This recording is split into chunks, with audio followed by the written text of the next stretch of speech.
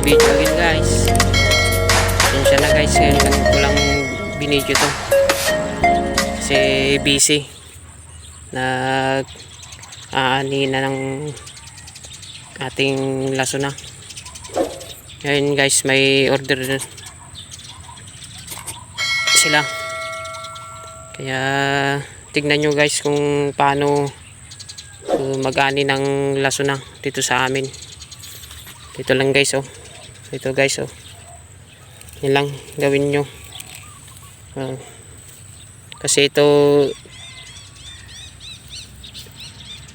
itong dahon niya ay nabibili din. Yan, oh. Dito lang kami mag-ani ng laso na dito sa Ilocos guys. Yan lang guys, oh. Yan guys. So, mayroon lang laman guys. Napapasa ko pala to sa market ng 100 pesos per kilo guys, oh. Piliin natin yung mga malalaki. Itong mga maliliit sa susunod na anihan na naman. Yan, mga ganyan, mga ganito lang yung good size, oh. Itong good size. Ani tayo guys.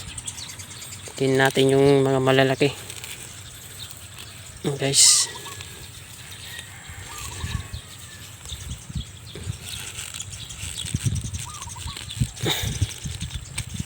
Ano guys, oh.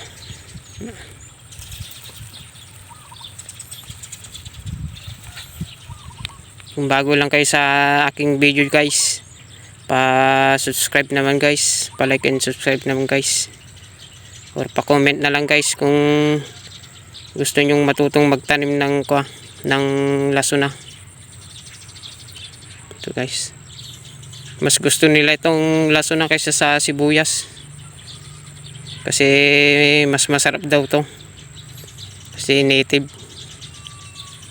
tapos hindi madaling masira kahit stockin mo ng matagal, kahit hindi mo na ilagay sa storage. Ito guys, oh. Kaya yung gustong magtanim ng laso na dyan, pa-comment lang kung may tutulong ako sa inyo.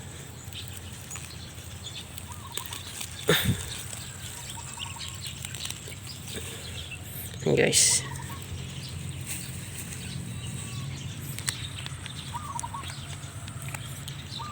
kasi pag inaani mo na to, continuous na kasi marami ng good size, ganyan, good size na mga yan, kahit maliliit yan, sakto lang yung mga laki nya kasi native Batanes ito. Yan, mayroon din ibang variety ng laso na, yung Australian, yun yung malalaki pero madaling masira. Kaya mas gusto ko tong native na Batanes kasi hindi madaling masira, tapos maganda pa yung kulay niya, nagre-red. Sa Australian puti, parang ganyan, puting puti guys.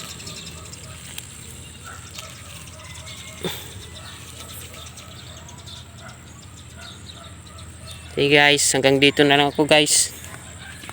Pa-like and subscribe naman guys kung nagustuhan nyo itong video ko, and pa-share na rin guys para malaman ng iba nating kasaka na gustong magtanim ng laso na.